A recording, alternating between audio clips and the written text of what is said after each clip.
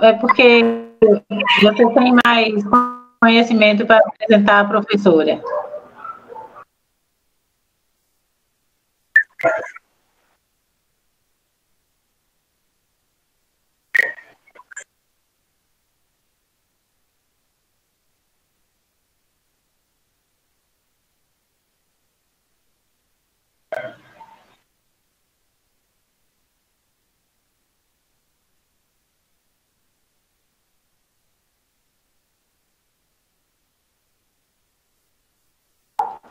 Então, mais uma vez, boa noite a todos, agradecendo a presença de todos aqui, estudantes, colegas, docentes do Campus Salvador e de outros campi do IFBA e também de fora do IFBA, né? Agradecendo a todos por esse momento que nós temos certeza que será maravilhoso nessa nossa 7ª Quintas Matemáticas. Tá? Hoje nós temos a professora Raidalva, que é do IFBA, Campus Camaçari, que está trazendo para nós contribuições dos mapas conceituais do ensino e aprendizagem da matemática. A professora Raidalva é professora, doutora, lotada no IFBA, na unidade de Camaçari. Essa mediação, na verdade, era para ser por Casselli, mas ele teve um probleminha de internet, está fora do ar no momento, e infelizmente, professora, eu não estou com o seu currículo aqui agora, por isso que eu pedi a Alexandre para falar, né? A gente devia ter esse plano B, eu devia estar com esse currículo, por isso que eu pedi a Alexandre que falasse. Lembrando que nós temos 3 intérpretes atuando nesse momento, tem a Adriana, 3 intérpretes que vão revezar a interpretação para a linguagem Libras, durante toda a palestra, tá? Também mais uma coisa, lembrando que vocês devem registrar o nome de vocês em notas compartilhadas, que já vai ficar como lista de presença. E nos minutos finais, cerca de 30 minutos, 15 a 30 minutos finais, nós vamos publicar o link que vocês deverão responder o questionário e automaticamente gerar o certificado de participação nesse seminário, né? Esse certificado, principalmente para os estudantes, tem validade, né? Porque conta como atividade. E também nesse momento de pandemia, onde tudo é à distância, é um certificado que você tem que pode agregar para a formação do seu currículo, tá? Alexandre, você pode falar um pouco mais sobre a professora Raidalva?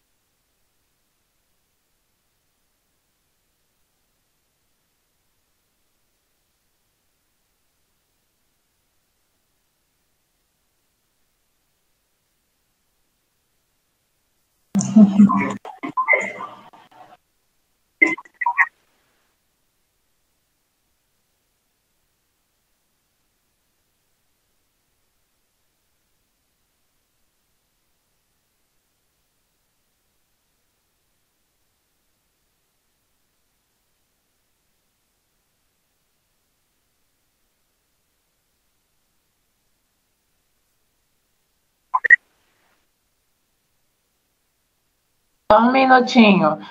Mais uma vez, como de praxe, lembramos que as perguntas no decorrer da apresentação da professora, caso surja interesse, necessidade em fazer pergunta, vocês coloquem no bate-papo e eu estarei atenta e nos últimos minutos a professora irá responder. Então, qualquer dúvida, qualquer inquietação, qualquer pergunta, por favor, digitem no bate-papo, deixa lá quietinho, que no final a professora vai responder a todas. Ok, professora? Então, okay, muito obrigada. E obrigada também, desde já. Agradecemos pela sua disposição, pela sua simpatia, né, pela sua disponibilidade em nos prestigiar e homenagear com essa sua palestra. Obrigada. Muito obrigada, Norma. Boa noite a todos e todas. É uma satisfação para mim. Agradeço o convite aí do professor Acélio, agradeço o acolhimento aí do professor Fernando, da Norma, que desde hoje pela manhã já estivemos, né, juntas aí fazendo os treinamentos referentes ao uso da plataforma. Agradeço muito a presença de vocês que estão aqui. Alguns a gente encaminhou o post e estão aqui conosco, como os discentes, colegas da educação básica e da educação superior, que fazem parte do programa de difusão do conhecimento, da MMDC. Obrigada também aos colegas do Campo Salvador, de Camaçari, aos estudantes, enfim, a todos que estão aqui presentes. E agradeço muitíssimo pela oportunidade de estar hoje aqui à noite conversando com vocês a respeito das contribuições dos mapas conceituais no ensino e na aprendizagem da matemática. Obrigada ao professor Alexandre Lopo pelas palavras de acolhimento e a professora Norma também, que fizeram a minha apresentação inicial. Muito obrigada. Bem, o objetivo dessa nossa conversa hoje é a gente falar sobre os mapas conceituais, o uso dos mapas conceituais no ensino e na aprendizagem da matemática. Bem, os mapas conceituais foi uma metodologia de ensino criada por Isaac Novak, com base na aprendizagem significativa de David Ausubel. Ele morreu recentemente, um neurologista e psiquiatra americano, descendente de judeus, e ele é um piagetiano, e ele cria essa teoria da aprendizagem significativa.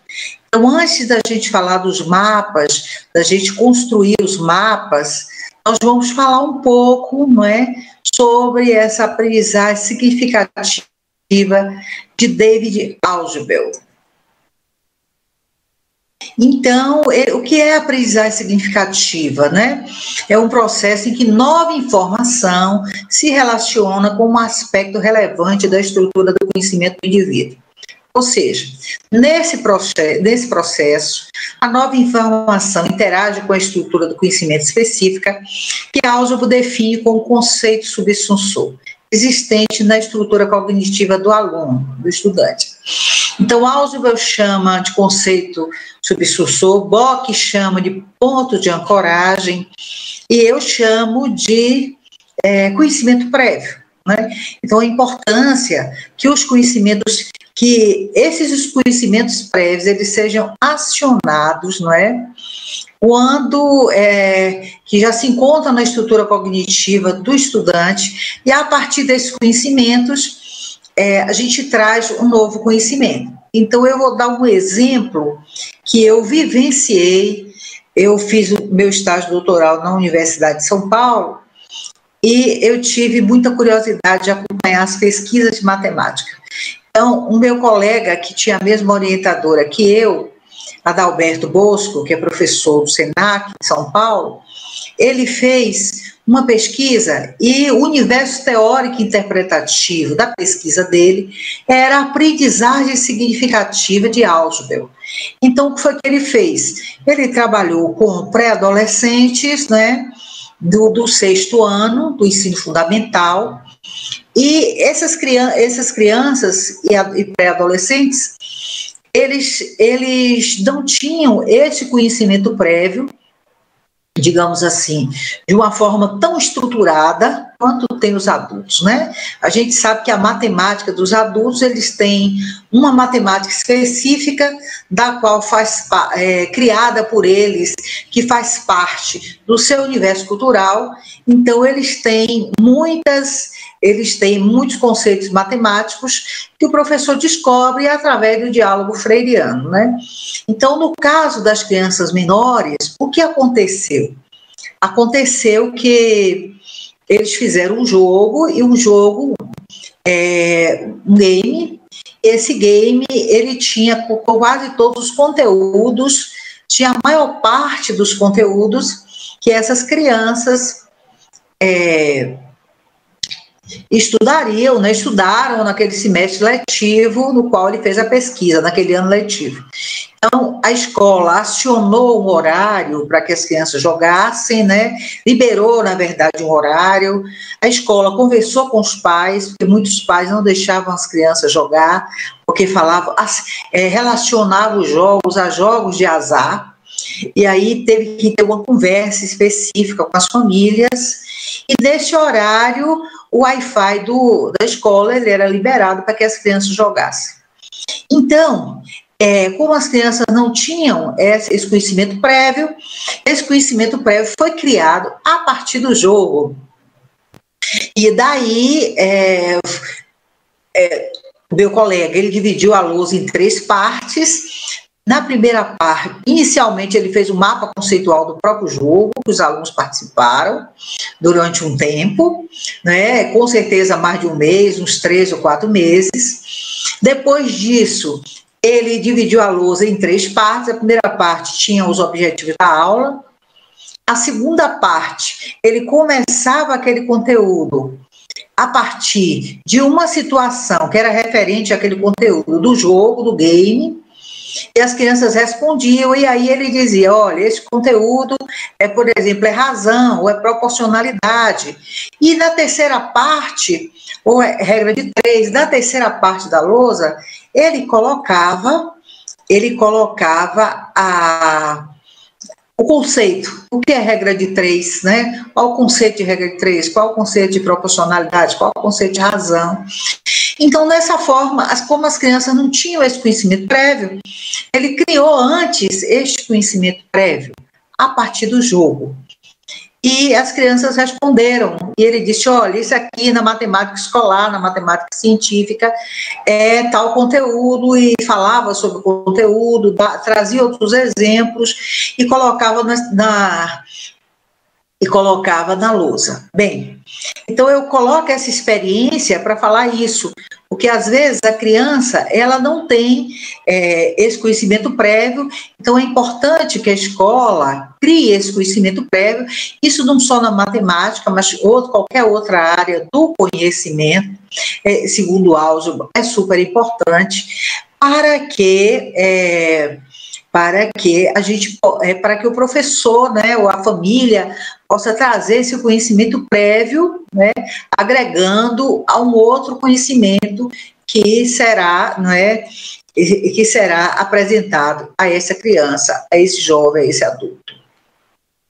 Bem, eu vou colocar assim, então, por quê? Quando a gente faz isso, quando a gente busca esse conhecimento prévio, aquele conhecimento, ele cria um sentido e um significado. E esse sentido e significado faz com que essa aprendizagem seja significativa. Não seja uma aprendizagem mecânica.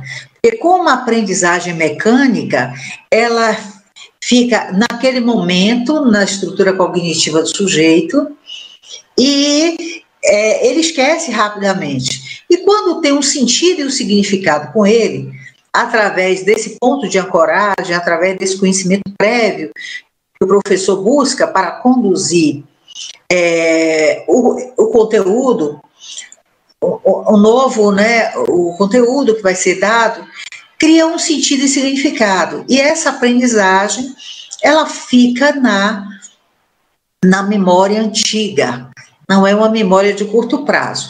Eu vivi, tem uns 2 anos que eu vivi essa experiência na minha família. O meu sobrinho, na época, tinha 10 anos, e ele viajou com os pais, que são muito religiosos, para Portugal e para a Itália. E quando eles retornaram de lá, eu perguntei para ele o que foi que ele mais gostou da viagem. Agora, engraçado, ele disse, eu gostei mais, como ele gosta muito de matemática, ele faz as contas com muita facilidade na memória, E ele disse: o que eu mais gostei foi o supermercado, que eu conto sempre essa história, que estava ao lado do hotel no qual nós nos hospedamos em Portugal. Eu perguntei o porquê. Ele disse: porque lá eu vi o preço das coisas, né? Por exemplo, o preço de um jantar, eu procurava, fazia a conversão em real e comparava para ver se o real, ou se era mais barato em Portugal ou mais caro aqui em Salvador, porque ele acompanha a mãe as compras. E isso foi o que ele gostou da viagem.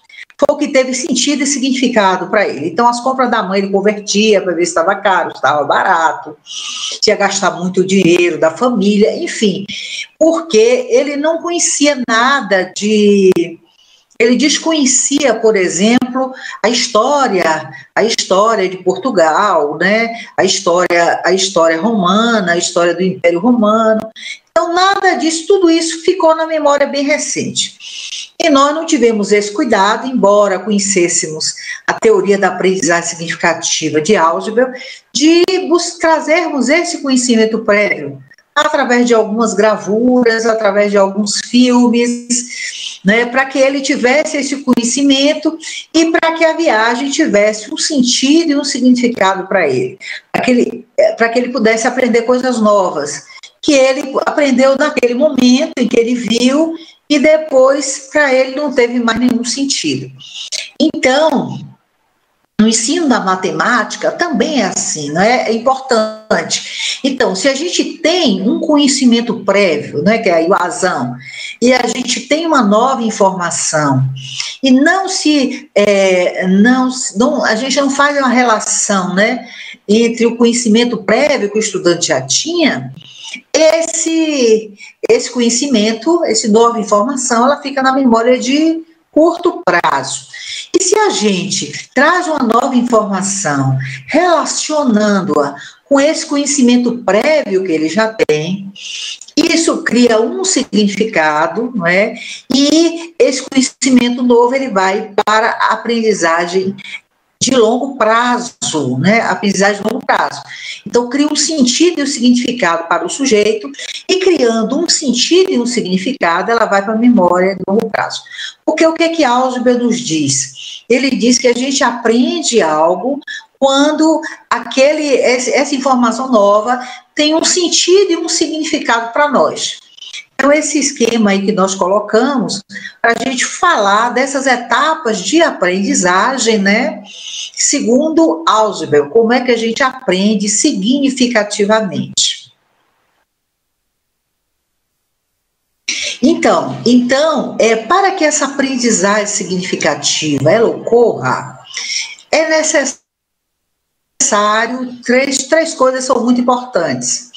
É necessário a gente relacionar o novo conhecimento aos conhecimentos prévios, existentes e organizados nas estruturas cognitivas do sujeito, que esse material utilizado por nós, professores, eles sejam potencialmente significativo.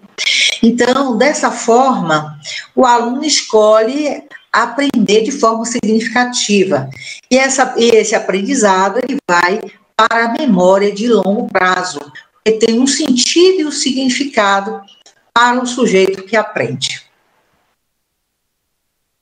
Bem, então, com base nessa teoria da aprendizagem significativa criada por Ausubel, né, Joseph Novak, ele resolve criar os mapas conceituais.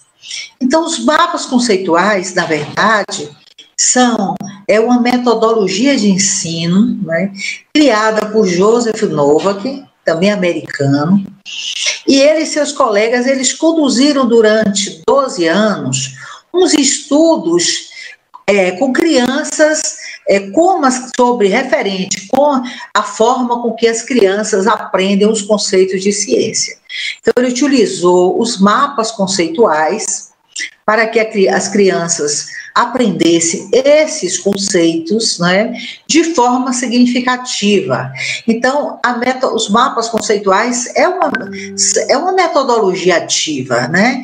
Inclusive, eu fazendo a propaganda desde já, tem um livro sobre metodologias ativas, que eu sou uma das organizadoras, junto com a professora Adriana Vieira, que é do IFBA de Simões Filho, e uma outra professora.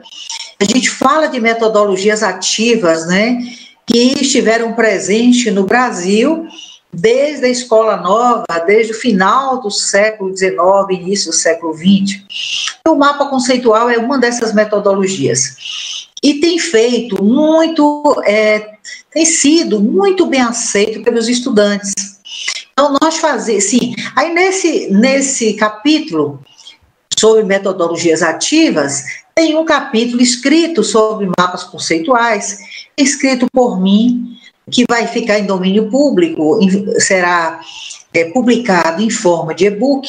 Tem um capítulo escrito por mim, César Andrei, que a gente faz esse trabalho com mapas conceituais, interdisciplinar, professor de matemática de Camaçari, o professor Alexandre Louco, nós já fizemos oficina de mapas conceituais no EBEM, no ano passado, e o professor Acélio também, que trabalha aí conosco na matemática. Então, em breve, né, está sempre nas nossas atividades lá em Camaçari, né, junto com o professor conosco e com o professor Alexandre Louco. Então, vocês terão uma metodologia ativa que a gente pode estar utilizando agora no ensino remoto. Eu vou dizer aqui de que forma a gente pode utilizar essa metodologia. Vou também aqui criar um mapa conceitual, né? Bem, então, a nossa experiência com o mapa conceitual, eu trabalho com o componente curricular Ciência, Tecnologia e Sociedade, lá no campus de Camaçari. Trabalhei com a Organização da Educação Brasileira, porque, na verdade, eu sou licenciada em Pedagogia, eu trabalho com os componentes da área de Pedagogia, mas eu fiz mestrado em Políticas Públicas, fiz doutorado em Educação, mas a minha tese no doutorado em Educação foi sobre Educação Matemática, sobre a etnomatemática, no ensino da educação de jovens e adultos, né? Eu participei, inclusive, recentemente, de uma mesa com o professor Acélio, com referência à educação, o ensino da matemática na EJA. Então, eu trabalho com esses componentes curriculares, e os meus colegas da matemática, Andrei, principalmente, pede que os estudantes, construam esses mapas conceituais, com referência aos conteúdos que foram apresentados em sala de aula, e a gente utiliza isso como uma forma de avaliação, né? Como um instrumento de avaliação. A partir das construções do mapa, a gente avalia as construções, verificamos se tem clareza semântica, se o estudante realmente ele compreendeu os conceitos, e a partir daí a gente avalia. Né? Então, eu já trabalhei com mapas, eles fizeram mapas do componente curricular que eu trabalhei e construíram esses mapas também com César Andrei. Além do EBEM, nós fizemos também eu e Alexandre Lobo e Andrei, uma oficina com referência aos mapas conceituais. Então, a gente utiliza isso como instrumento de avaliação, para verificar, né, como uma forma de diagnóstico, que a gente está sempre avaliando para intervir, e aí para a gente verificar como foi a compreensão dos estudantes com referência àqueles conceitos que foram apresentados por nós, né? Bem, o que é um mapa conceitual? Já é muito conhecido. O mapa conceitual ele é uma organização gráfica de 2 ou mais dimensões, é um conjunto de conceitos construídos de tal forma que as relações entre eles estejam evidentes. É importante que no momento que eu leia o mapa, eu compreenda aquele conteúdo, aqueles conceitos básicos daquela área do conhecimento, no nosso caso aqui da matemática, né? Esses conceitos, eles aparecem dentro de caixas, enquanto as relações entre um conceito e outro, elas são especificadas, é o que a gente chama de termo de ligação, através de frases de ligação, os arcos que unem os dois conceitos. Nesse termo de ligação, é obrigatório para facilitar a clareza semântica que ele seja composto de um verbo. Eu vou explicar a seguir como é que a gente faz isso. Bem, os mapas conceituais, eles são estruturados a partir de uma questão focal. Existe uma questão focal. Essa questão focal representa o contexto do problema, daquilo que a gente vai discutir.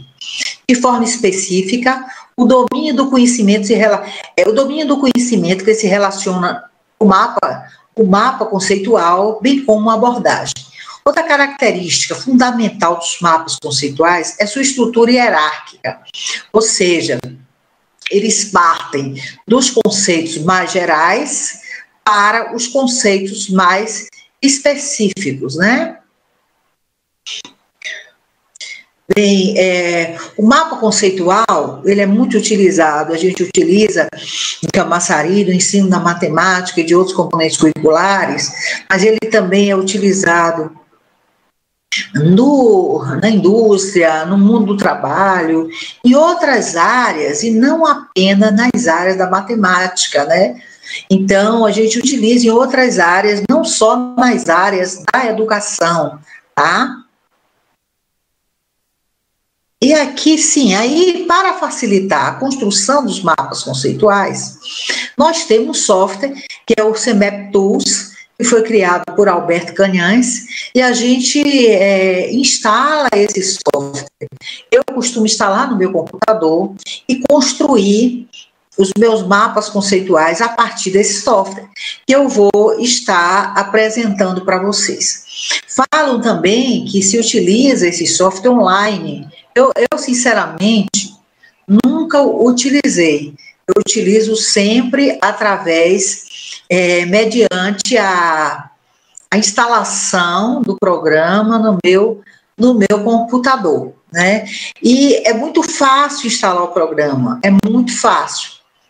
E eu vou aqui falar para vocês como que é fácil, por que é fácil instalar o programa, o CEMEP Tools, e construir os mapas conceituais a partir deste programa. Bem, existe uma diferença muito grande entre o mapa conceitual, o mapa mental e outros diagramas, né? Então, para ser o mapa conceitual, existem algumas características. A pergunta focal, o organizador gráfico, né? E também o termo de ligação entre as proposições. Então, existem algumas características que nos faz reconhecer os mapas conceituais, né? Que essas características não estão presentes na mesma proporção, algumas sim que são organizadores gráficos, mas não estão presentes na mesma proporção em mapas mentais e outros diagramas, tá? Então, é isso. Então, essa é a característica dos mapas conceituais. Ele é um organizador gráfico, os outros também são. Eles representam visualmente o conhecimento. Eles favorecem negociações de significados. Esses mapas conceituais, eles trazem proposições. É essencial que ele tenha uma clareza semântica, né? Ao ler o mapa, eu já compreendo qual é o conteúdo, o que é que vai ser discutido. Existe uma pergunta focal acima do mapa, uma questão norteadora.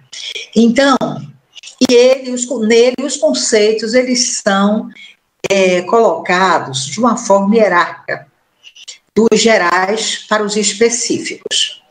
Então, essas são as características. No último concurso que eu participei, no IFBA, o último concurso de professores, muitos muitos candidatos, eles deram a sua aula didática através de mapas conceituais.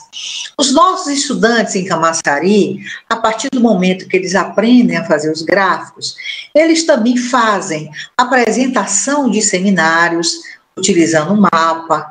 Então, eles criam outros sentidos para o mapa, né? Para os mapas conceituais. Inclusive, os utilizam na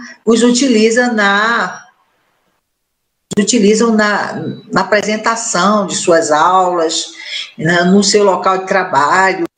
Eles criam outros sentidos para o mapa e é muito interessante. Bem, a estrutura do mapa, né? A proposição. A gente tem um substantivo inicial no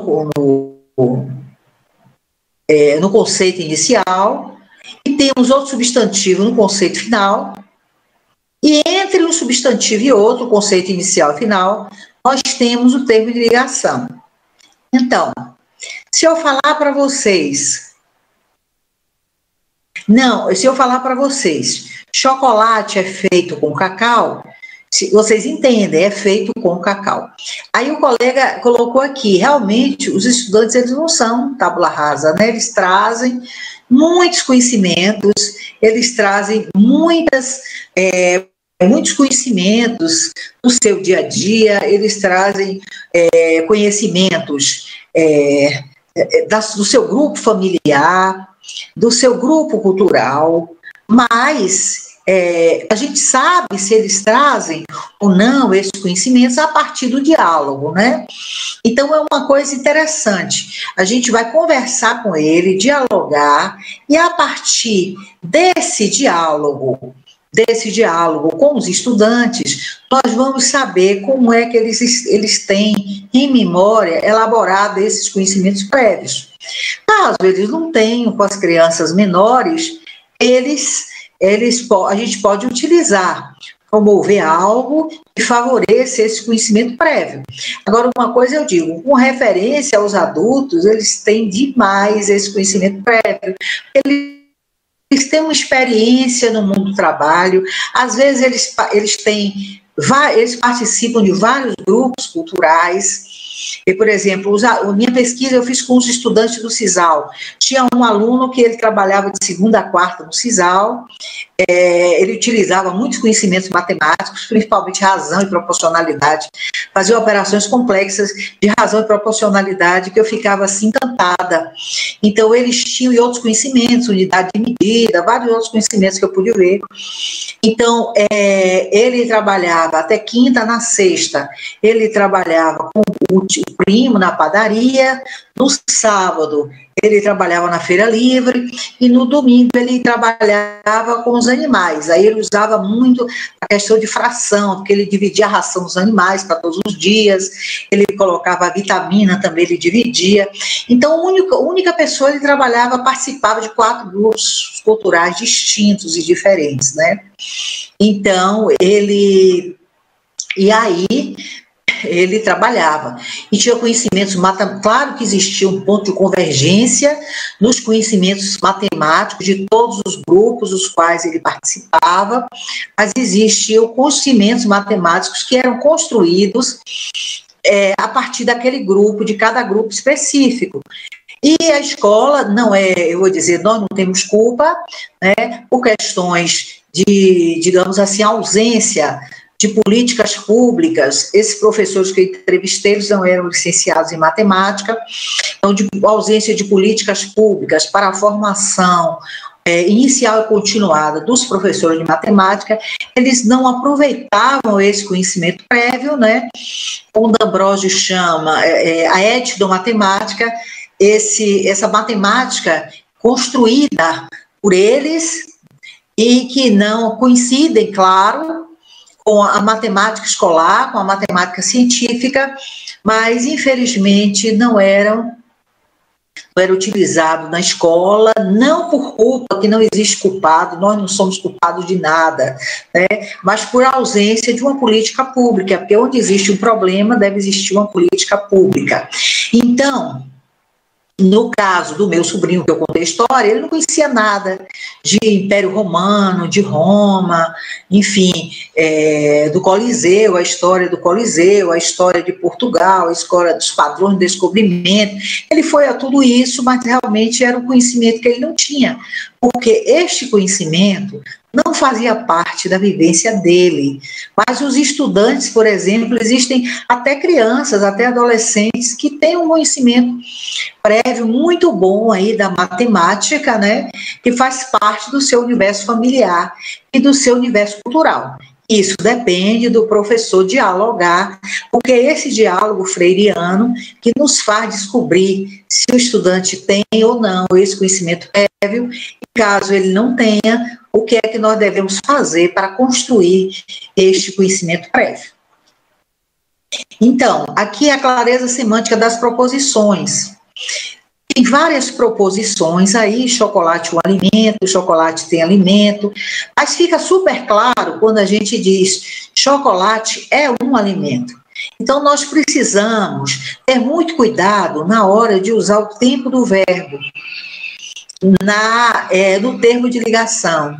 É importante também utilizarmos um tempo do verbo que proporcione esta clareza semântica, né? Como nós estamos vendo aqui, quando a gente diz chocolate é um alimento. Bem, aí nós temos um pequeno mapa conceitual. E a pergunta focal é a seguinte: o que é chocolate? E aí o mapa diz o seguinte: chocolate é um alimento, tem como base cacau, pode ser branco, preto, amargo e doce. Então, uma coisa muito importante, no momento que a gente termina de construir o mapa conceitual, é importante que façamos uma leitura do mapa conceitual, para verificarmos se ele possui a clareza semântica, ou seja, se a gente consegue entender claramente o que esse mapa conceitual quer dizer. Se a gente consegue ler claramente, entender o que o mapa conceitual quer nos dizer, então existe uma clareza semântica. Se não existe uma clareza semântica e é necessário ser reformulado. Bem, uma outra coisa também, que nós temos aqui vários colegas discentes do doutorado de difusão do conhecimento, é uma experiência na Universidade de São Paulo, a minha orientadora, a professora Estela Conês, os orientandos dela, no momento da qualificação, no momento da tese, eles fazem um mapa conceitual e já encaminham para os avaliadores um mapa conceitual na primeira página junto com a tese, quer dizer, solta, a página solta, né? Ou então como anexo ou como apêndice, mas eles mandam assim na primeira página, a página solta, depois eles colocam como apêndice, porque foram eles que construíram, né? Então, porque as pessoas, os avaliadores, no momento de ler aquele mapa, claro que o mapa é revisado pelo mestrando, pelo doutorando e pela professora Estela, ao ler a comissão avaliadora, ao ler o mapa conceitual, ela já consegue compreender quais são os conceitos principais da tese, o que trata a tese, qual é a investigação que está sendo feita. Então, tem também mais essa digamos, utilidade, né? Então, aí é a questão da hierarquia dos mapas conceituais. Eles, que a gente já falou aqui, eles partem de conceitos mais gerais para conceitos mais específicos, né? Bem, e qual a importância do mapa conceitual? A importância é fazer com que a aprendizagem dos estudantes, né, em cada área específica, ela seja significativa, ela seja significativa para o estudante e vá para a memória permanente, não fique apenas na memória recente. Então, é uma ferramenta, é uma metodologia de ensino muito importante, como potencial de ferramenta de ensino para a aprendizagem dos conceitos científicos. dos conceitos científicos de diversas áreas do conhecimento. Isso é o que Mônica colocou aqui. A visualização gráfica também contribui para a memorização do conceito trabalhado. E sempre que a gente faz um mapa, a gente pede para os alunos, agora você vai ler o seu mapa em voz alta, você vai ver o que você entendeu, se ele traz realmente os conceitos que você quer colocar aqui, os conceitos que você aprendeu em determinado conhecimento. Então, essa visualização, né, é muito importante, e é algo que ele constrói, é algo que ele faz, né? Ele é o sujeito ativo nesse processo de ensino-aprendizagem. Então, isso é muito importante. O fato dele ser um sujeito ativo, é uma metodologia ativa, é muito importante porque ele cria um interesse, né? No início, quando a gente os apresenta, cria um processo de desequilibração, como nos traz Piaget, né? Mas aos poucos eles vão se acostumando, eles começam a entender essa metodologia, aí começa o processo de assimilação, de acomodação nas estruturas mentais e de reequilibração. E eles aprendem a utilizar até no momento de estudar determinados conteúdos, para compreender, para entendê-lo melhor, né, para colocar nessa memória antiga. Bem, aqui nós temos um pequeno exemplo de um mapa conceitual envolvendo função quadrática.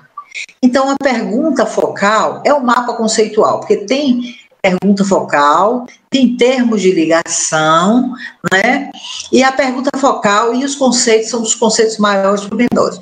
A pergunta focal é o seguinte: quais são as propriedades de uma função quadrática? E aí vem função quadrática e ele vai trazendo aí todas as propriedades de uma função quadrática. Embora esteja aí tão pequenininho, né, não dê para ver assim na sua totalidade, mas os slides estão à disposição de vocês, tá? Para que vocês possam depois estar verificando e até mesmo avaliando esse mapa conceitual. Bem, a gente pode utilizar no momento da construção dos mapas conceituais várias cores. Existe essa possibilidade de usar, né, várias cores. Aquele pintou de amarelo os termos de ligação, né, o tema função quadrática de azul claro, as outras proposições aí de azul escuro, né? Enfim, então, exato, parece uma estrutura de grafos, exatamente. Mas a gente pode fazer de uma outra maneira, existem várias maneiras da gente construir um mapa conceitual.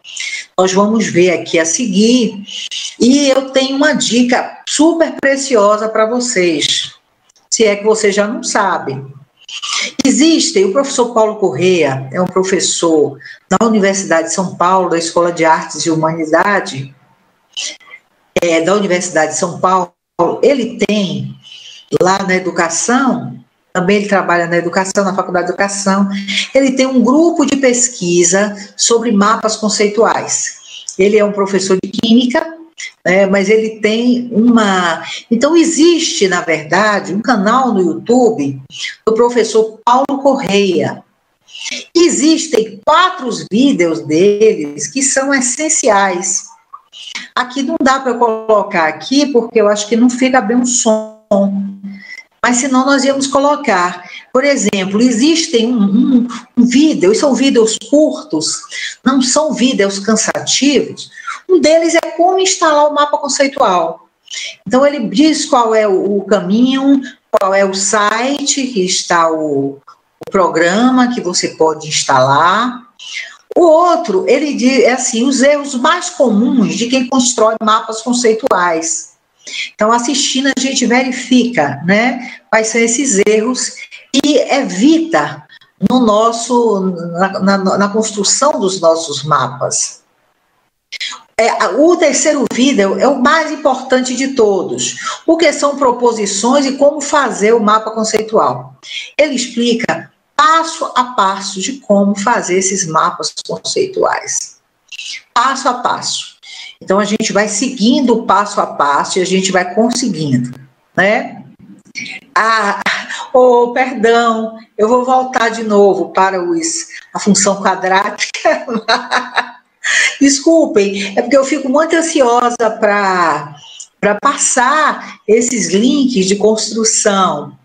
Bem, e aqui nós temos outro vídeo dele, que é sobre como exportar os mapas conceituais. Como é que eu vou pegar esses mapas conceituais, colocar no meu e-mail, né?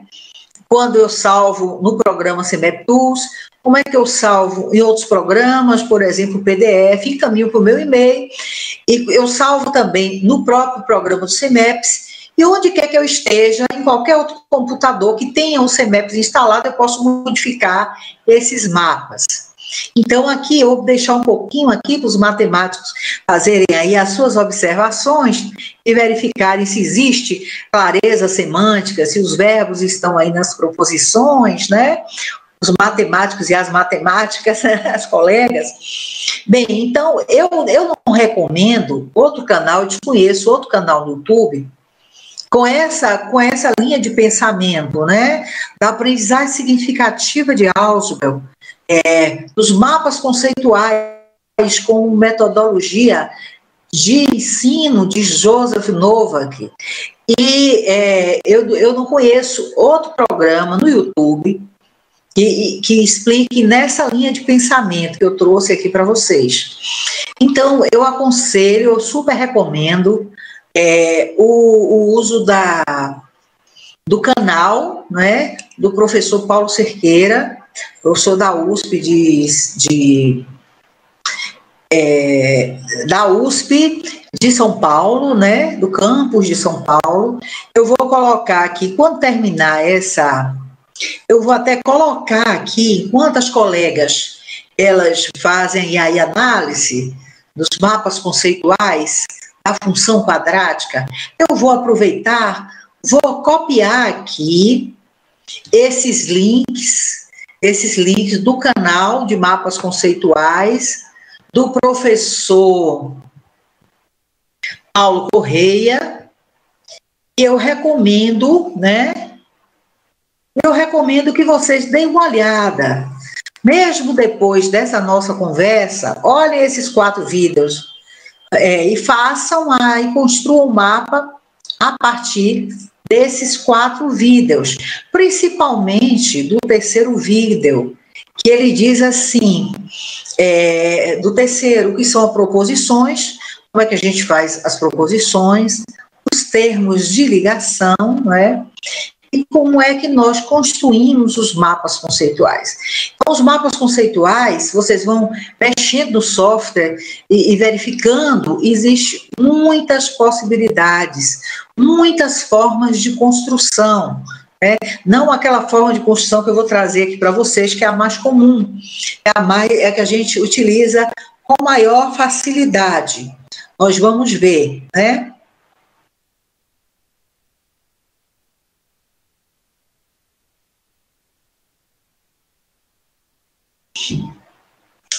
Ok. Deu para ver um pouquinho mais os mapas aqui, o mapa sobre função quadrática. Então, vamos aqui. Então, esses são os links, né? Eu coloquei aqui com vocês no bate-papo, né? Para que vocês, quem quiser,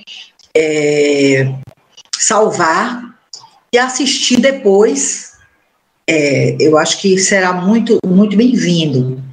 Essas foram as referências utilizadas na construção dos mapas. Agora nós vamos fazer os nossos mapas conceituais, o nosso mapa conceitual com referência ao ensino e à aprendizagem na matemática, né? Então, esse aqui, eu vou agora compartilhar a tela, vou colocar no programa, no CMEP Tools, que já está aqui, né? Eu já abri uma folha do CMEP Tools. E aqui, assim, eu vou dar 2 cliques aqui em cima 2 cliques para fazer a pergunta focal. A pergunta focal será a seguinte: quais Vocês querem que eu aumente um pouquinho aqui? Vou aumentar um pouco. Eu subir aqui. Quais as propriedades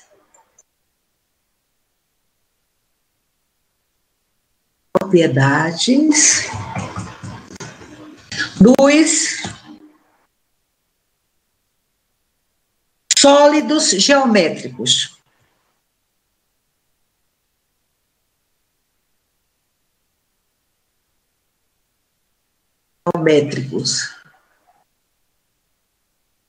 Essa é a pergunta focal. Depois do final, nós vamos ler o nosso mapa e vamos ver se ele respondeu à questão focal, a questão que a gente queria que ele respondesse. Então, vamos começar aqui.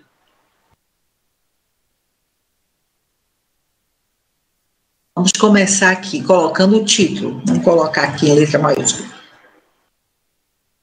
Sólidos geométricos. Sólidos geométricos. E aí a gente dá um clique aqui em cima, certo? Dá um clique, aparece, dá um clique aqui em cima, aparecem essas 2 setinhas, eu puxo para cá, tá? Eu puxo para cá, aqui no meio eu vou fazer o termo de ligação, aí eu vou colocar sólidos geométricos, dividem-se,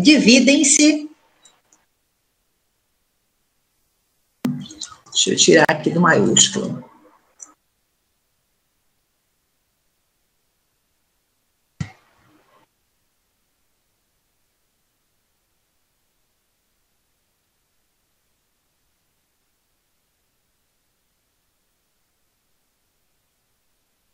Dividem-se em, né? Deixa eu ver aqui. Dividem-se em, deixa eu botar aqui o dividem-se em letra maiúscula. Dividem-se em. Então, os sólidos geométricos, eles se dividem em poliedros,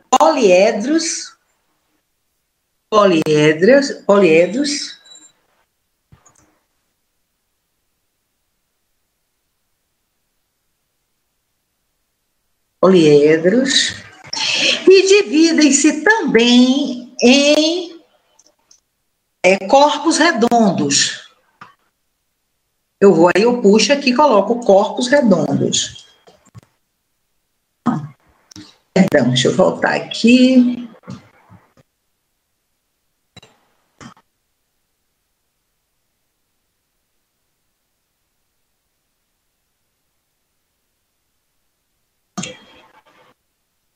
Eu vou tirar aqui, eu vou clicar aqui em cima novamente.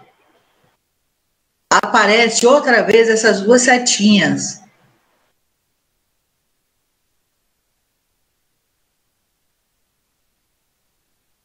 Em corpos redondos, né? Corpos redondos.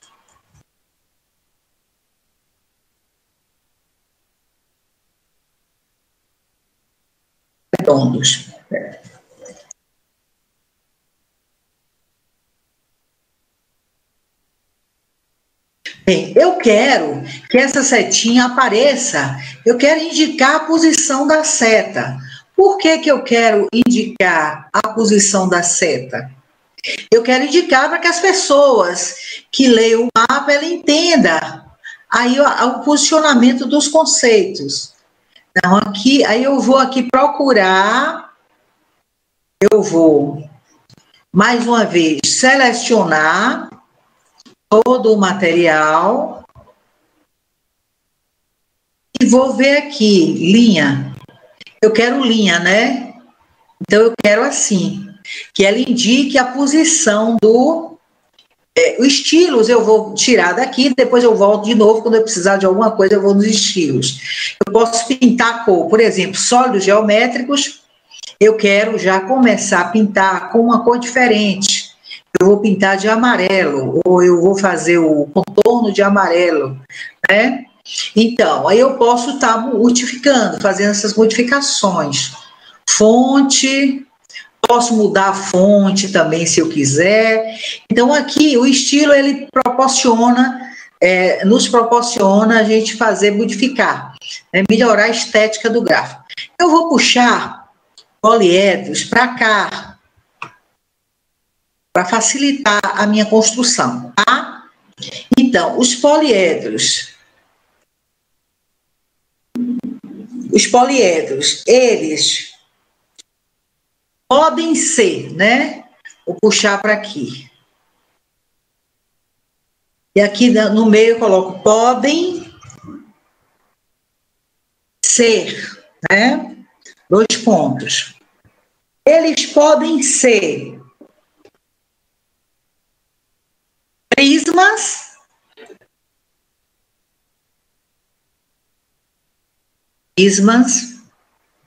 e vem de novo aqui de novo. Eles podem ser pirâmides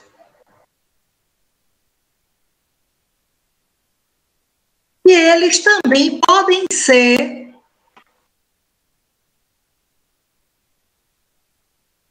paralelepípedos.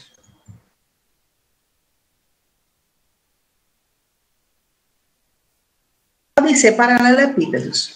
Enquanto os corpos redondos,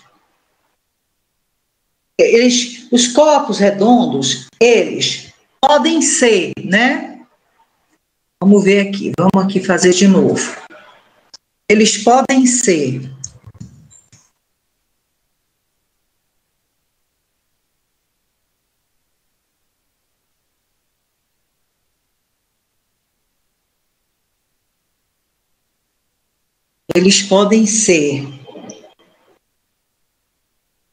cilindros,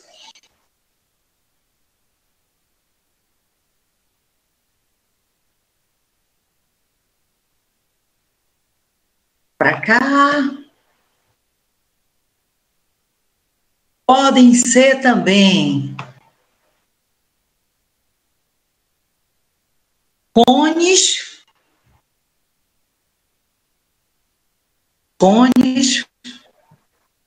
ou também podem ser esferas.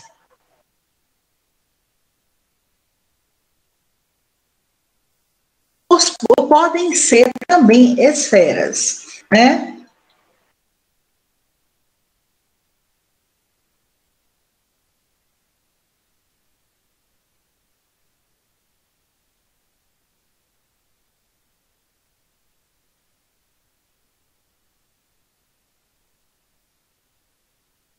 Estou tentando colocar aqui em cima. Possuem, aí eu vou colocar aqui, os poliedros possuem as seguintes características.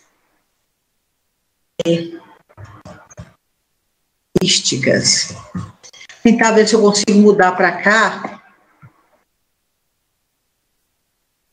Eu consigo modificar e colocar aqui para cima. Aí consegui. As seguintes características. Eu vou escrever aqui quais são as características dos poliedros. São faces planas, né?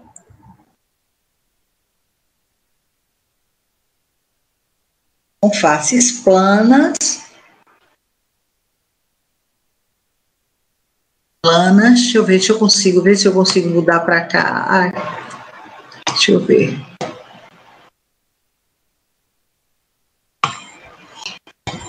E não rolam, né? Eles não rolam.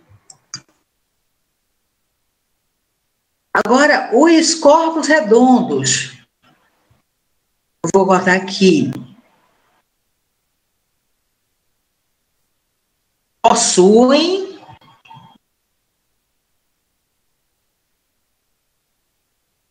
as seguintes características.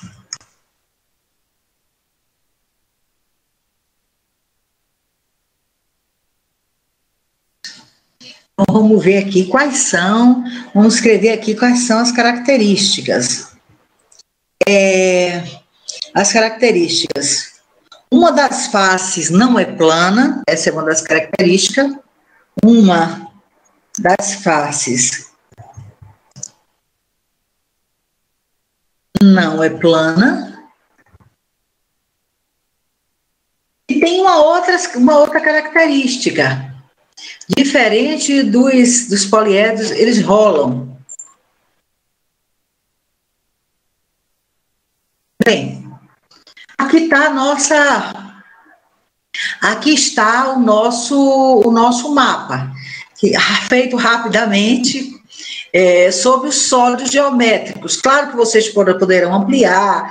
Eu busquei esse conteúdo do sexto ano ou sétimo ano do ensino fundamental, acho que foi o sexto, ser bem simples para a gente fazer aqui hoje, assim online.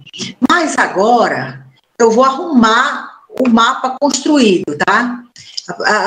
Aí eu vou selecionar todo o mapa, vou diminuir o tamanho para facilitar aqui a seleção.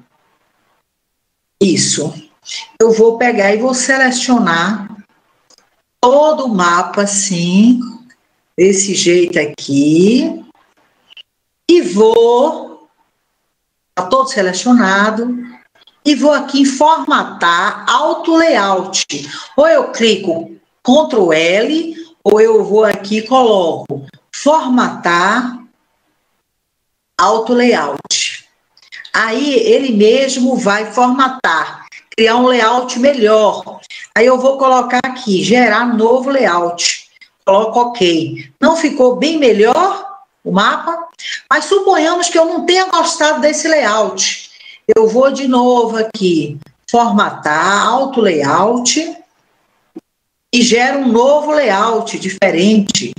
E clique OK. Aí eu gerei um novo layout. Se eu quiser modificar, fazer alguma coisa, entendeu? Eu posso estar modificando, ou colocando de outra forma, colocando para cá as proposições e os termos de ligação. Mas agora, o que é que nós vamos ler? Vamos ler o nosso gráfico que nós construímos aqui, né? Eu vou diminuir mais um pouquinho, botar aqui 110, e senão não vou dar para ver.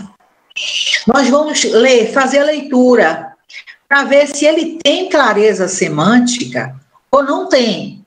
Sólidos geométricos dividem-se em corpos redondos, poliedros. Corpos redondos podem ser cones, esferas e cilindros.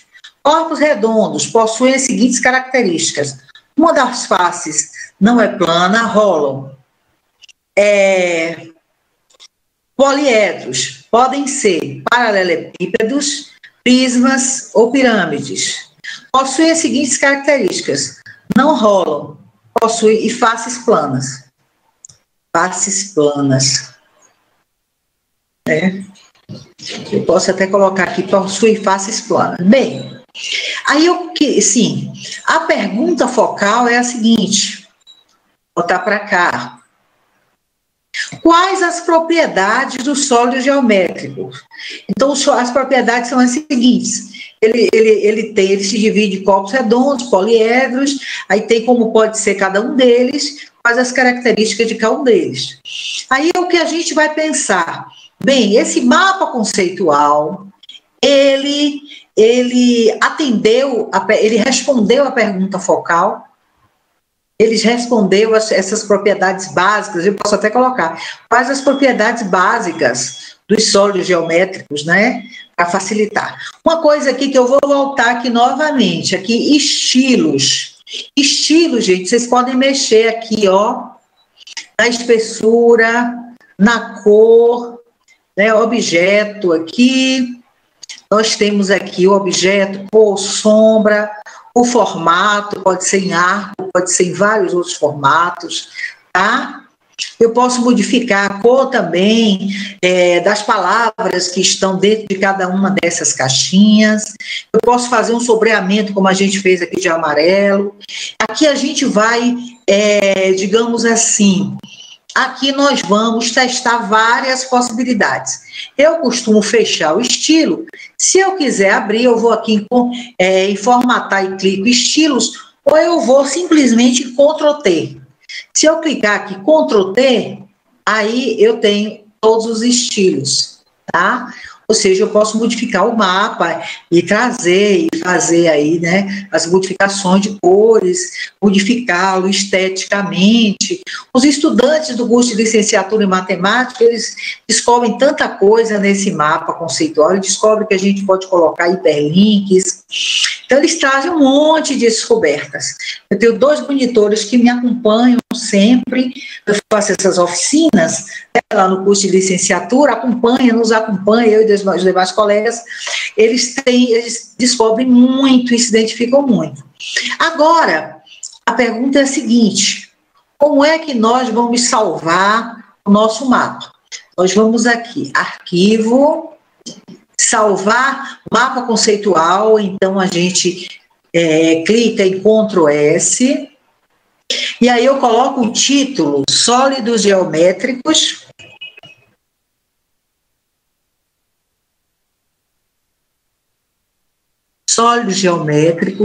a questão focal, né? Quais as propriedades dos sólidos geométricos?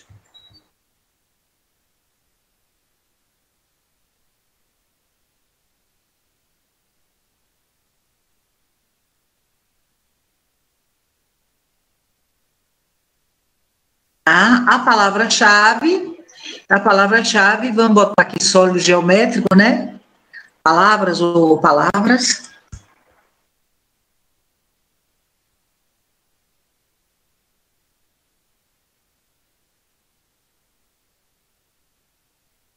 Palavras, português, o IFBA aqui meu e-mail. Aí existe uma pasta, ou quando a gente usa o CMEP, ela cria automaticamente uma pasta para nós e meus documentos. Aí aqui eu vou e salvo. Isso significa, se eu for aqui, meus documentos, aí eu quero salvar, não só no CMEPS, mas eu quero salvar também em outro arquivo. Então, Ctrl+Shift+S, ou então eu vou aqui, salvar como mapa conceitual.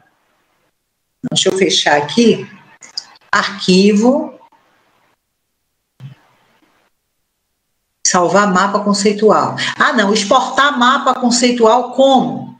Suponhamos que eu queira exportar esse mapa conceitual, porque eu já salvei, em PDF. Eu vou aqui, aí vai aparecer a minha mapa aqui, ó, meus CMEPs, aqui, eu vou sólido geométrico, quais as propriedades do sólido geométrico, vou aqui e salvo. Então, já está salvo aqui, tá? Eu vou entrar aqui em meus CMEPs, vou entrar aqui para ver. Então, vou mudar aqui a forma de exibir, botar em lista.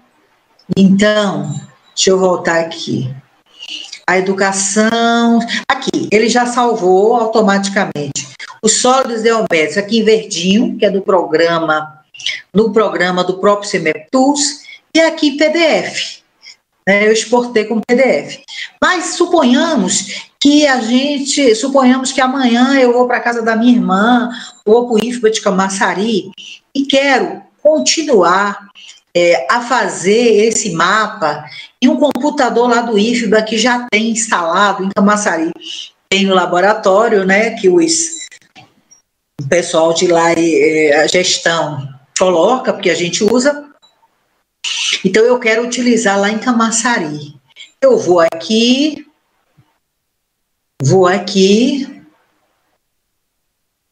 escrevo para mim mesmo, meu próprio e-mail, Rai Barreto, Gmail, para 2 e-mails que eu tenho, e coloco assim, mapa conceitual sobre mapa conceitual de matemática, sobre software ou sobre determinado conteúdo. Mapa conceitual de matemática, é o exemplo que eu estou dando aqui. Aí eu vou aqui, tudo isso está nesses links que eu passei para vocês, tá? Tudo está aí nos links que eu passei para vocês aí, desses vídeos do professor Paulo Cerqueira. Então, eu vou aqui, meus documentos, tem aqui a pasta meus CEMEPs, eu vou colocar aqui em lista, para ficar mais fácil, visualizar, e aqui eu coloco aqui... Ah, tá. Tem mais. Sobre sólidos geométricos, eu vou clicar nos dois, no programa CEMEPS e no outro programa, né? E vou aqui abrir, coloquei os dois, e aí eu coloco aqui, eu envio. O do CEMEPS, inclusive, gasta pouquíssima memória, bem levinho para a gente encaminhar, né, para o nosso e-mail. E aqui eu envio, recebo no meu e-mail, e quando eu estiver no IFBA em Camaçari, eu vou poder mexer mais uma vez nesse mapa, modificar, ver ali nos estilos, trazer outras coisas. Aqui mesmo agora eu vi que não ficou tão no centro, eu coloco no centro. Enfim, eu vou poder modificar e trabalhar com o meu mapa. Então, é algo que a gente é uma metodologia ativa, paralelepípedo, espera aí, deixa eu consertar aqui que ficou faltou o LE, mas aqui vocês entenderam. Bem, então, a gente pode utilizar os nossos mapas e fazer com os alunos, assim como eu fiz aqui com vocês, virtualmente, utilizando o programa. E se surgir qualquer dúvida, né, no momento de construção, como eu falei, o canal está aí do professor. Eu utilizei muito o canal dele, de vez em quando eu leio, reviso, né? E aí eu leio e reviso. Sempre o canal do professor Paulo Cerqueira. Bem, aqui eu vou ocultar o compartilhamento. Ocultar não, eu vou cancelar o compartilhamento. Deixa eu ver aqui. Pronto. Consegui, né? Bem, agora eu estou bem. Obrigada, Socorro, que é nossa discente também, professora de matemática da rede estadual, é discente no BMDC. Muito obrigada pela presença. Alguns eu não estou vendo. Bem, agora vamos para o nosso diálogo. Uma pergunta que eu queria fazer para vocês. Fernando, obrigada, Fernando. Eu queria que vocês respondessem. Quando eu fiz a leitura em voz alta, do mapa conceitual, o mapa conceitual ficou claro? Deu para compreender o que era que eu queria dizer? Então, se deu para compreender, tinha clareza semântica, estava correto. Se não deu para compreender, não tinha clareza semântica, eu preciso rever e modificar. Fernando, ok. Fernando, eu vi que você fez algumas perguntas, algumas eu respondi no decorrer. Ok, obrigada. Algumas eu respondi no decorrer da exibição dos meus slides, outras eu não respondi. Então, agora é o nosso momento de diálogo, né? Desculpe-me, eu acho que eu gastei muito tempo, mas não tinha como não gastar, não deu só para a gente... Obrigada, Socorro, obrigada pelo carinho de vocês. Não dava para a gente só falar, sem fazer essa parte prática. Vocês veem que eu não sou da área de informática, nem nada, então, consegui fazer com tranquilidade, com relativa tranquilidade, o mapa conceitual, e nem sou da área de matemática, mas consegui fazer com relativa tranquilidade. E aí eu acho que a gente não poderia deixar de trazer essa parte prática, né? Então, se eu conseguir fazer, com certeza, todos nós conseguiremos, não é? E aí está aqui, está os vídeos. Pode falar, Célia. Eu vi que a Oswaldo colocou assim, algumas questões. Diga, pode falar, Célia. Aí eu gastei um tempinho Olá. mais. Muito obrigado, minha professora Maria Raidalva, pela aula maravilhosa que ela nos deu agora, né? Foi um seminário, mas foi uma grande aula. Vi aqui muitos elogios, não só aí no chat, mas no Zap, nos que estão assistindo, comentando com os que não estão assistindo. Eu também não tinha muita experiência com mapa conceitual, mas eu fui com a professora Raidalva, né, que eu tive meu primeiro DMMTC. E eu lembro que na oportunidade eu fiz um mapa conceitual sobre Olimpíadas de matemática. Fiz esse esquema aí que foi assim uma coisa sensacional. De lá para cá foi mapa conceitual direto. Se eu contar uns 20 aí que eu fiz, um bem trabalhado, né?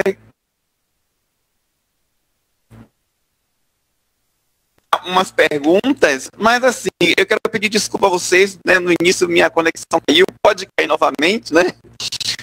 Mas eu fiquei de apresentar a professora, agradeço a Lopo e a Norma que fizeram a apresentação. Mas, para quem chegou atrasado, essa professora Maria Raidalva Nery Barreto, que possui doutorado em Educação e Contemporaneidade pela UNEB, com estágio doutoral na USP, mestrado em Ciência da Educação pela Universidade de Humanidade e Tecnologia. Muita coisa, gente. Mestrado em Políticas Públicas. Gestão do Conhecimento e Desenvolvimento Regional pela Universidade do Estado da Bahia, UNEB. Em especialização em Políticas Públicas na UFES, como também graduação em Pedagogia pela Universidade do Estado da Bahia. Licenciatura curta em Técnicas Comerciais pela Universidade do Estado da Bahia. Atualmente, professora do Instituto Federal da Bahia. E o de tudo isso, o mais importante, a sério, sou colega de vocês, é o que importa. Somos colegas.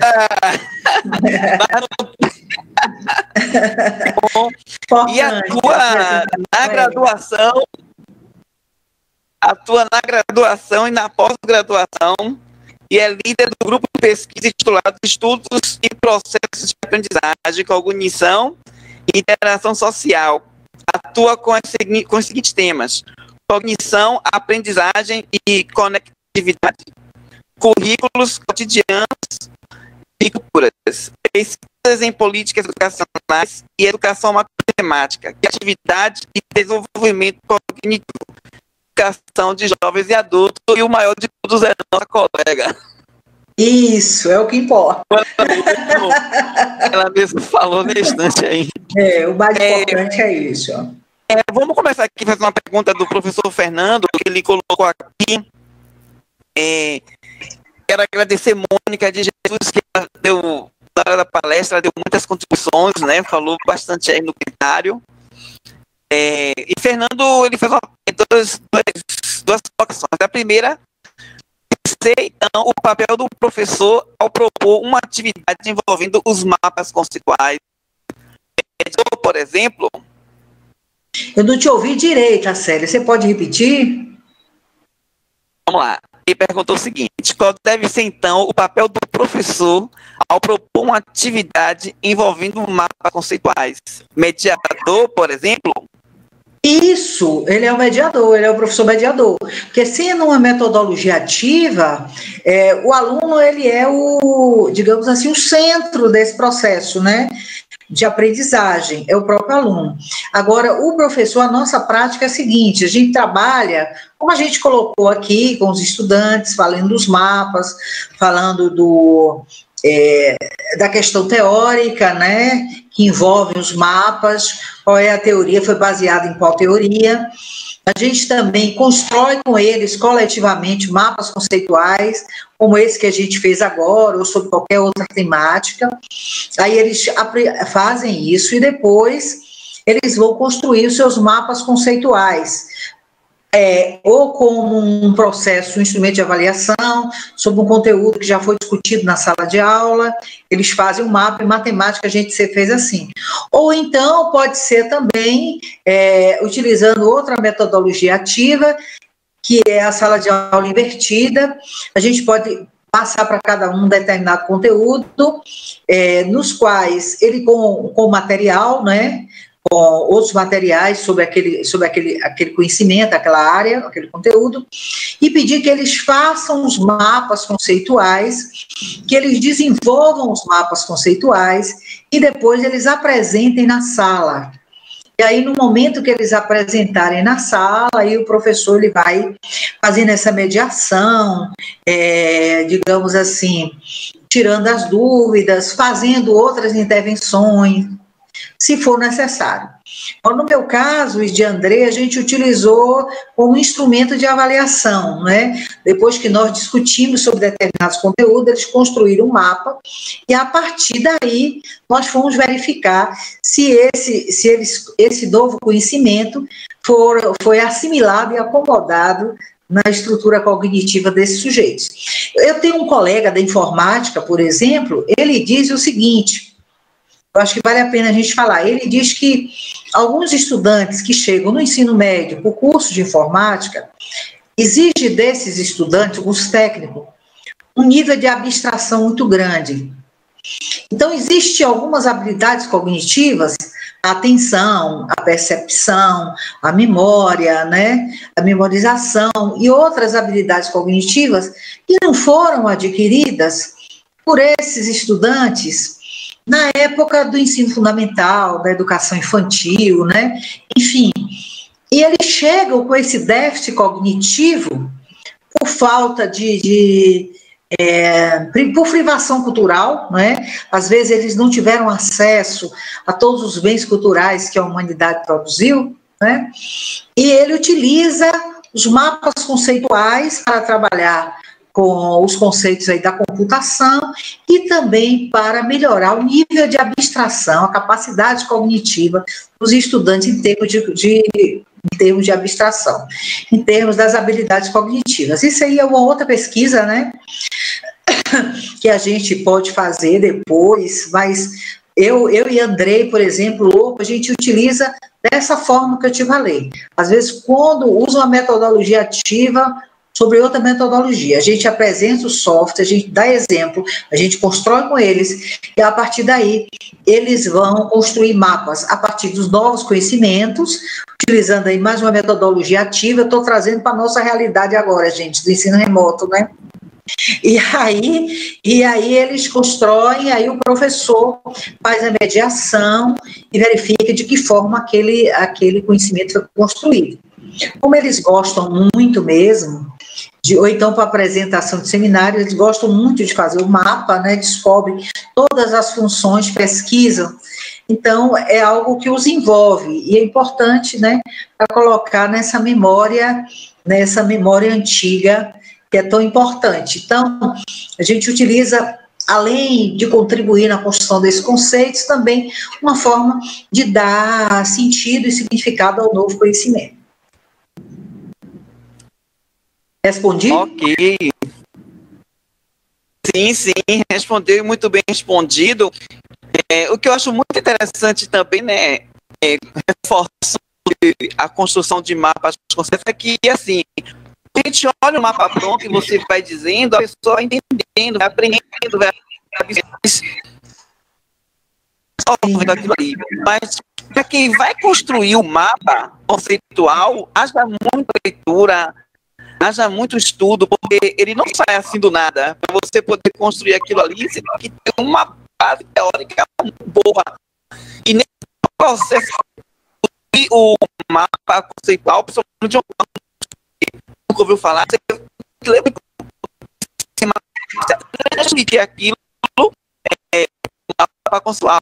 E eu acho fantástico o mapa conceitual, principalmente, né, dos alunos, que eles precisam ler bastante para poder construir um.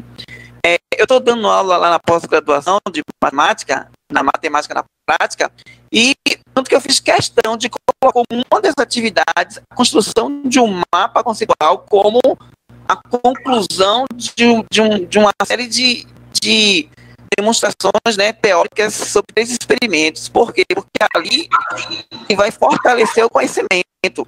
Achei muito interessante trabalhar com mapa conceitual. Fernando, outra colocação aqui, ó. Como, por exemplo, o professor pode institucionalizar os elementos que foram construídos a partir do mapa conceitual frente ao saber escolar que ele deseja abordar naquela determinada atividade? Como, professor, repete, por favor? Como, por exemplo, o professor pode institucionalizar os elementos que foram construídos a partir do mapa conceitual frente ao saber escolar que ele deseja abordar naquela determinada atividade? Professor Fernando, sinta-se à vontade para aparecer e colocar a sua pergunta, caso a gente não entenda. Olha, pode ficar à vontade. A sério, existe uma categoria teórica de Paulo Freire que ele chama diálogo, né? Então, essa categoria teórica, ela está em toda a nossa prática de pedagógica.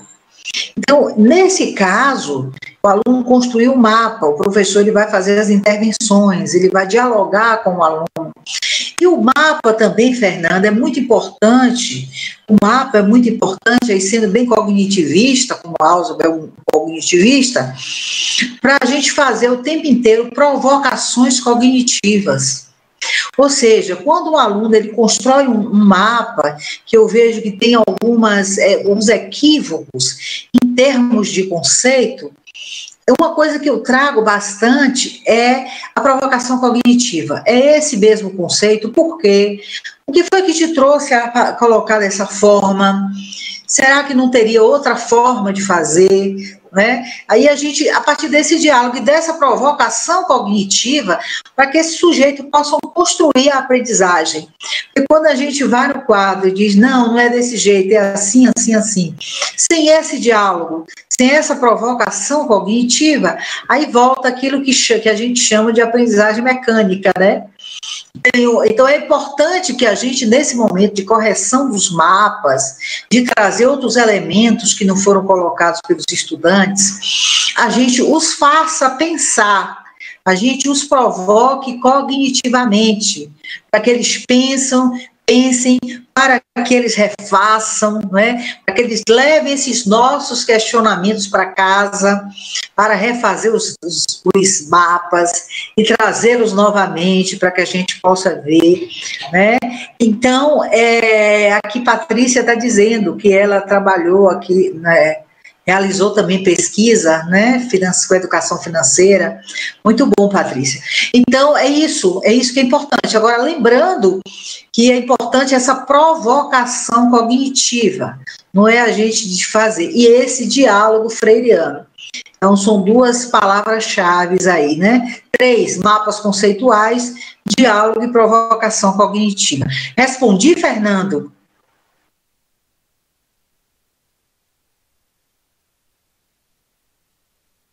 Respondi a sério.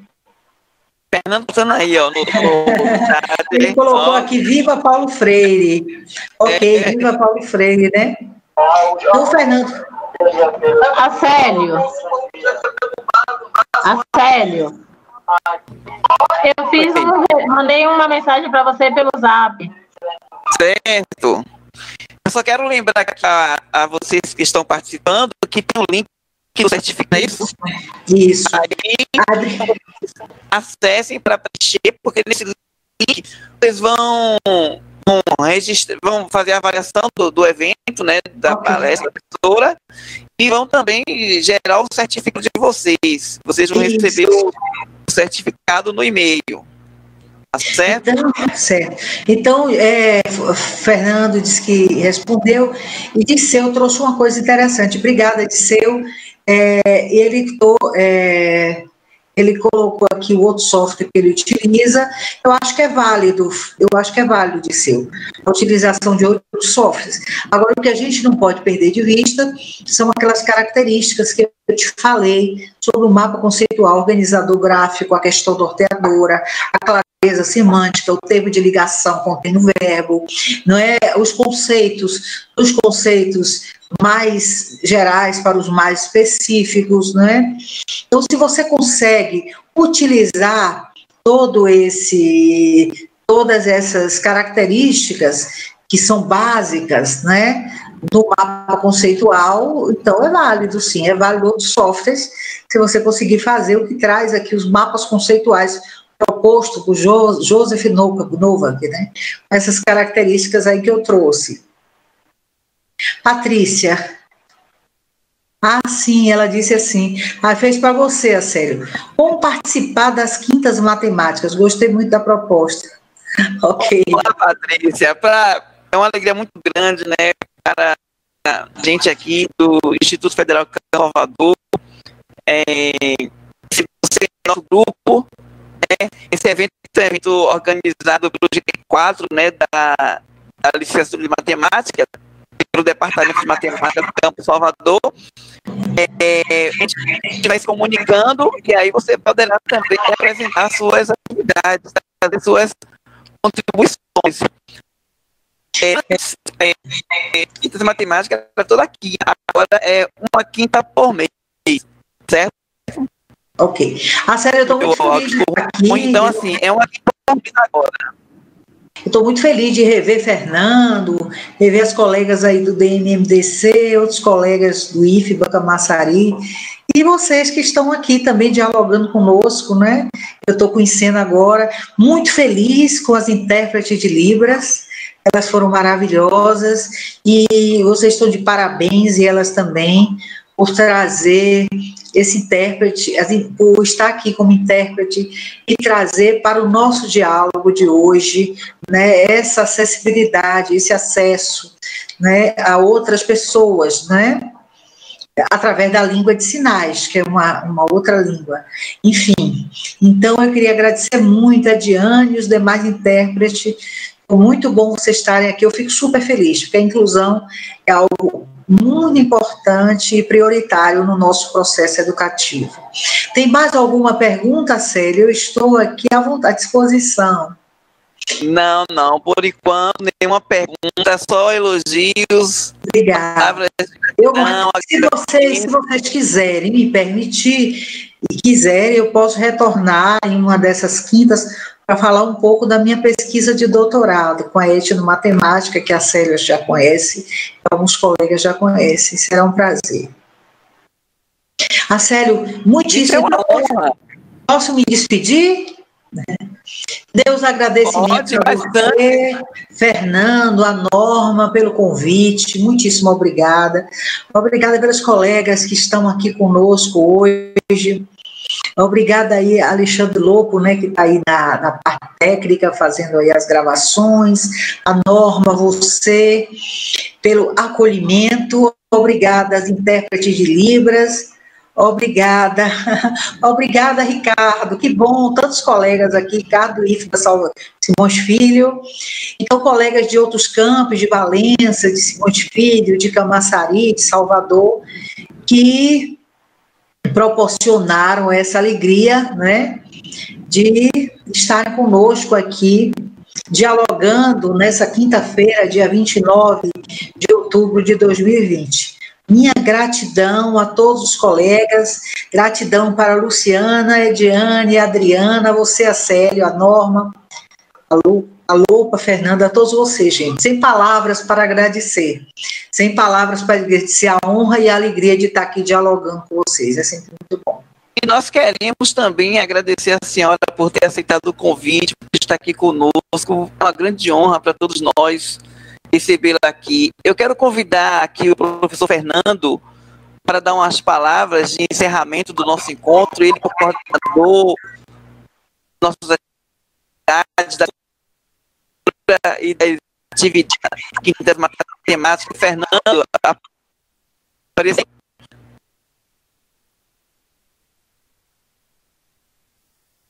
Olá, chegando. Oi, Acélio, obrigado. Para quem não conhece o professor Fernando. Para quem não conhece o professor Fernando, é o coordenador da licenciatura. Em homenagem ao Outubro Rosa, né? Que está indo embora. As mulheres. Bom, eu gostaria de agradecer a professora Maria Raidalva. Foi excelente a palestra dela, super elucidativa, super didática, né? Foi muito bom esse tema, né? Rever essas questões que envolvem a aprendizagem significativa, né? Então, o quão ela nos é muito cara, né? E muito importante para que a gente possa conseguir cada vez mais não ser refém de um famigerado discurso de fracasso escolar na matemática, né? A gente tem que buscar sempre, né, esses caminhos, esses métodos, essas metodologias ativas, invertidas, qualquer nome que se puder dar, porque a gente precisa encostar cada vez mais nos nossos alunos, né? E ficar atentos à questão do ensino e da aprendizagem. Portanto, foi uma honra, foi muito bom, foi ótimo. Obrigada. Aprendi muito aqui mesmo, por isso que perguntei, né? Diz que quem não sabe pergunta para quem sabe, né, professora? Então, foi ótima as suas respostas e a gente só tem a agradecer, né? E claro, assim que a gente retornar, a gente vai fazer mais 2 momentos, um em novembro e um em dezembro, e voltaremos em 2021, eu acho que fevereiro, né, Acélia, ou março, quando a gente retornar às atividades do campus de Salvador. Sido sucesso, né? A gente que faz parte da equipe aqui, eu, professor Acélio, professora Norma, professor Vasques, não posso esquecer ninguém. Professor Disseu, eu já falei, professor Walter, professor Felipe, professora Daniela, alguns estão aqui, outros estão em sala de aula, como a senhora sabe, né? Nós estamos aqui em franca atividade. E final de semestre, né, de 2019. Ponto 2. Portanto, ter 30 pessoas aqui participando de uma live como essa, para nós é muito, né? Porque a senhora sabe que na nossa área o público, né, é relativamente pequeno, né? Então, 30 pessoas aqui é uma gratidão muito grande. Nós estamos muito felizes, né, dentre colegas, queridos e alunos também, alunos da senhora, professores de outras universidades, né, promovendo esse diálogo aqui conosco. Então, assim, fazendo um pouco de propaganda, as quintas matemáticas continuarão, tá certo? Porque a gente tem convicção de que a gente está chegando ao objetivo final, que é trazer um acolhimento, né, principalmente nessa época tão difícil que nós estamos vivendo, né, com esse movimento da pandemia, que é um movimento mundial, né, ainda não temos vacina, portanto, precisamos nos ver, né, nesse. Então, diante disso, eu só tenho a agradecer a todos, né, e queria então passar a palavra para o professor Acélio e para a professora Norma, para finalizar a nossa atividade de hoje. Todos nós, então, temos também descansar, né? Obrigado, professora. Muito obrigada, Fernando. Satisfação revelo. Satisfação e a parceria com o Camaçari, como sempre, muito, muito boa. Obrigada.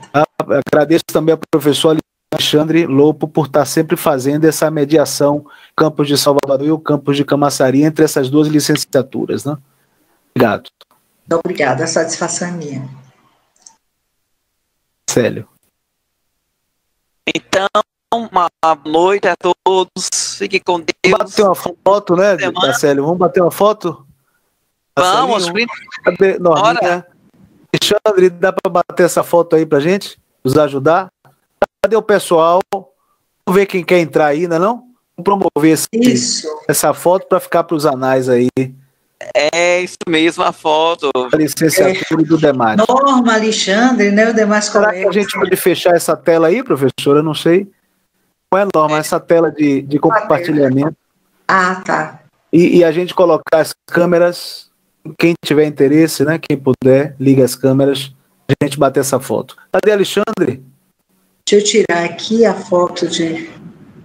deixa eu tirar aqui compartilhamento. Ok.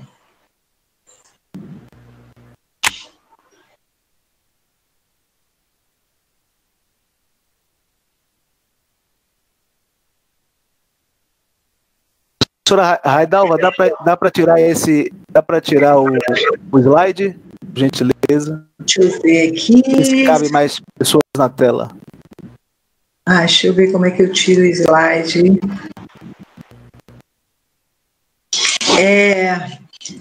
Acélio, me tira aí, por favor, de compartilhar slide, da função de apresentadora, porque aí o slide sai. Pronto, Norma, vai fazer isso para a senhora. Você faz, Norma, por favor?